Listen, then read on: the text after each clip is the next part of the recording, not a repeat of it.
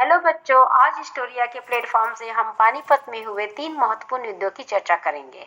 इसमें first battle of Panipat, second battle of Panipat और third battle of Panipat. तो पहला हम देखते हैं first battle of Panipat. First battle of Panipat जो है ये 21 अप्रैल 1526 को बाबर और इब्राहिम लोदी के बीच में हुई थी।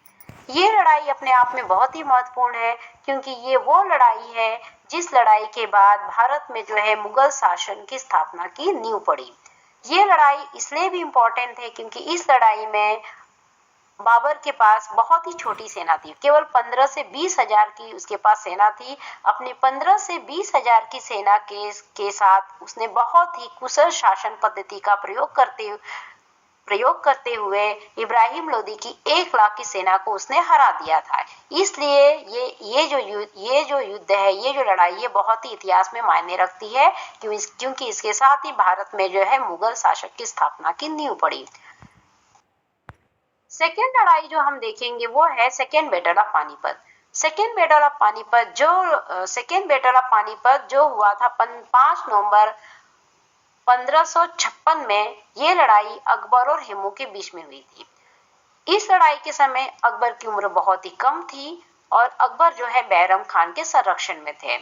इस लड़ाई का नतीजा ये हुआ कि भारत में जो है हिंदू शासकों की नींव कमजोर पड़ी और सदा के लिए भारत जो है मुगल शासन के हाथ में चला गया। अब हम बात करते हैं तीसरे बैटल ऑफ पानीपत की जो हुई थी 14 जनवरी 1761 में। यह लड़ाई मराठा और अहमद शाह अब्दाली के बीच में हुई थी।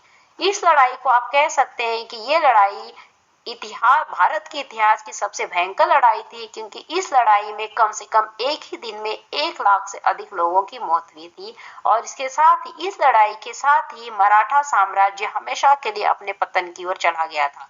वो मराठा स्वराज्य जिसे शिवाजी महाराज के समय जो अपने चरम शिखर पे था, इस लड़ाई के साथ ही मराठा साम्राज्य जो है हमेशा के लिए अपना अस्तित्व खो चुका था।